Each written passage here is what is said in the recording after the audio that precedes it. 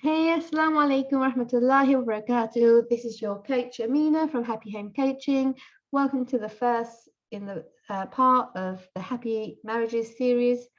And this really focuses on this series on overcoming the conflict.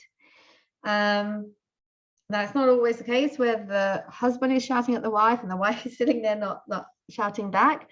Often it's a case where actually both parties are shouting, and we know it's having a negative impact on our kids, but we just don't know how to stop it. And so I wanted to share with you today, as the first part, why we fight, right? So why is it that we're even fighting? Now, mostly the number one reason why we fight is because we feel disconnected from the other person. We feel that they don't understand us, they don't see us, they don't respect us, they don't love us, they don't support us. So therefore, we're upset, we're hurt. They've behaved in a way that's hurt us. They're doing something that we don't want. They're acting in a way that makes us feel a certain way, right? So those are the things that we think when we are getting upset, and we bottle it up. We don't say anything until eventually something small will happen that will trigger an argument. If this sounds like your home, then your home is not alone. I hear this a lot, and may Allah grant you all peace in your home, but I wanted to be able to help you with some of what's going on when you're actually fighting, and what's going on for you. Now, the biggest reason that we fight is because we feel that the person has done something to us that we can't accept, right? They're doing something that we're not happy with. They're doing something that we want to stop. And it's either a fight or flight, where we actually just ignore it. We give them the cold shoulder, we don't speak, or we fight, right? So even when we give them the cold shoulder, that's still us expressing we're not happy. We're not happy with something. Problem is, yes, it's important to express when you're not happy.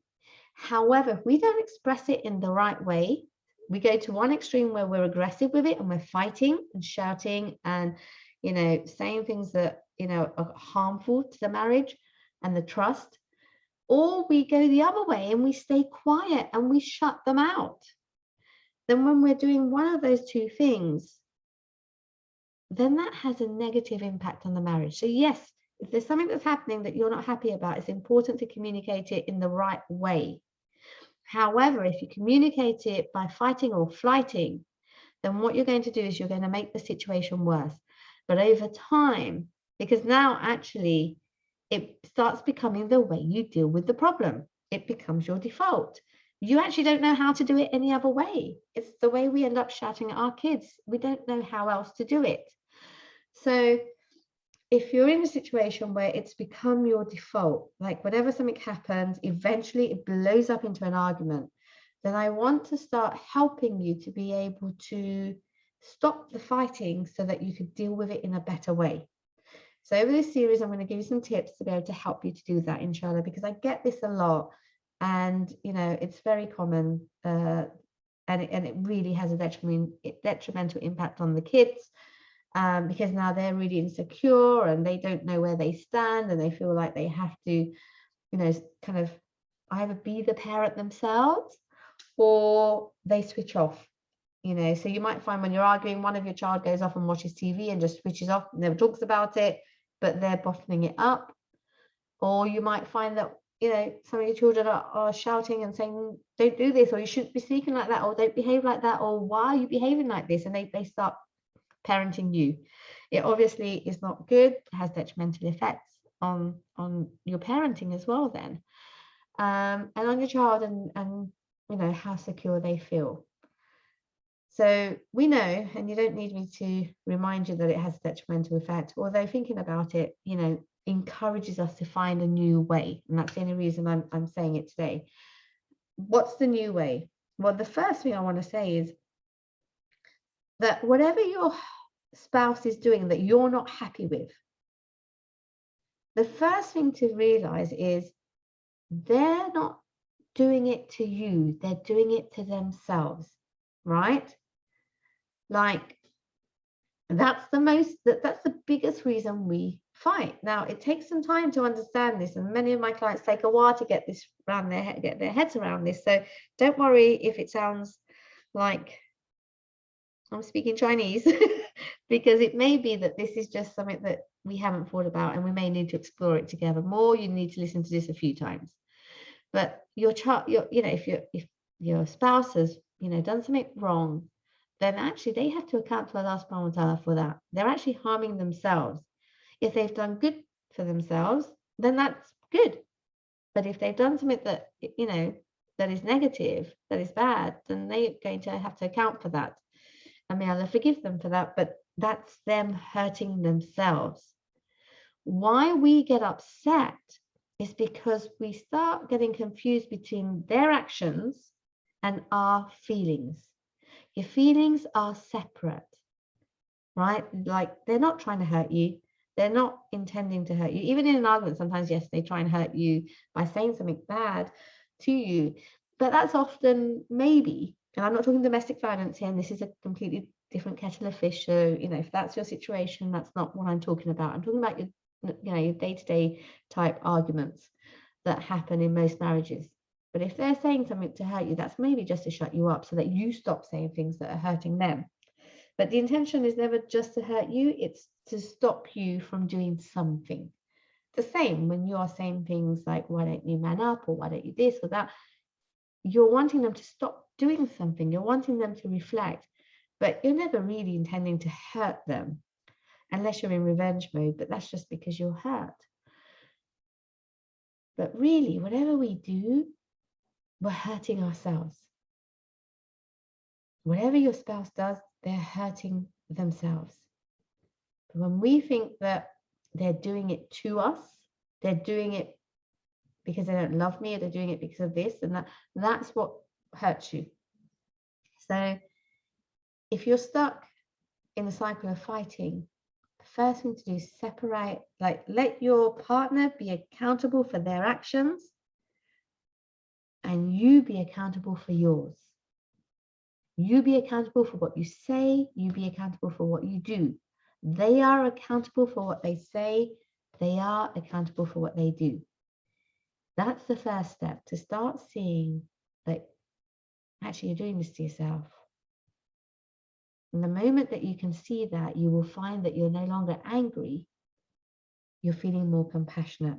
Imagine it, sisters. So say, for example, I don't know, your husband has lied to you, right?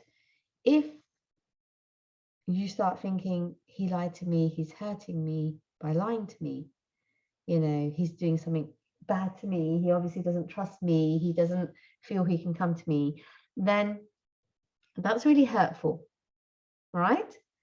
But if actually you think, well, my husband is committing a sin by lying and displeasing Allah, maybe because he feels, or he has learned that it's better that way, it's easier that way, or it'll be, I don't know, whatever he justifies the reason being. But ultimately, that's still something that he will have to account to Allah. He's hurting himself. When you can separate that out, you will be able to deal with that in a more rational way that is not driven and fueled by your anger and your hurt and your emotional side. Because the moment you do that, you're no longer responding to what he did. You are now going to get up more upset and probably say things that you regret, and then probably have to apologize. If you have done that and got yourself in that cycle, then you know what I mean. So start by first separating their actions from your feelings. What they're doing, they're hurting themselves. You may not like it. You don't have to like it. But you're okay, because actually, until you do something that your account, that is negatively, that will negatively impact you, that you have to account to Allah subhanahu wa ta'ala for, you're still okay. But they may have done something that you can see, that is not good for them. They may even know it. And that's on them. Separate it out, and it will keep you from getting so emotionally intense about it that you're not able to deal with that, and it turns into a fight. Yes, they've done something, and yes, you can support them through it and help them through it, or help them see that it was wrong, or help them repair it. But you can't do that when you're angry and hurt and really, really, seeing that they're doing it to you as opposed to doing it to themselves. They're doing it to them primarily. So that's the first step in the series. I hope that gives you something to think about. If you're caught in the cycle of fighting and you don't know how to stop, or if it's bigger than that and it's something that, you can't see how it's not hurting you. Of course it's hurting you. Just, if that's what you can see, and you want to be able to find some sort of rational place to work on your marriage in your mind, then reach out. And I'm offering part of this series, as I do, free breakthrough session with me where we go through, it's a free gift, a one-to-one consultation with me worth £150, where we'll go through and look at what's going on for you in your marriage and be able to help you get to a point where you are not hurting anymore, so that you can start dealing with the issues that are there. For example, the lying issues there. That has to be dealt with. But when we're really emotional, it makes it really hard to deal with it. So I hope that helps. You can book a session on www.meetme.so/Amina-Hossen. I open up a few appointments every few days. So if it's all booked up, please go back in a couple of days and have a look. And inshallah, hopefully you'll be able to book a session with me. I'll speak to you soon. Until next time, Assalamu alaikum wa rahmatullahi wa barakatuh.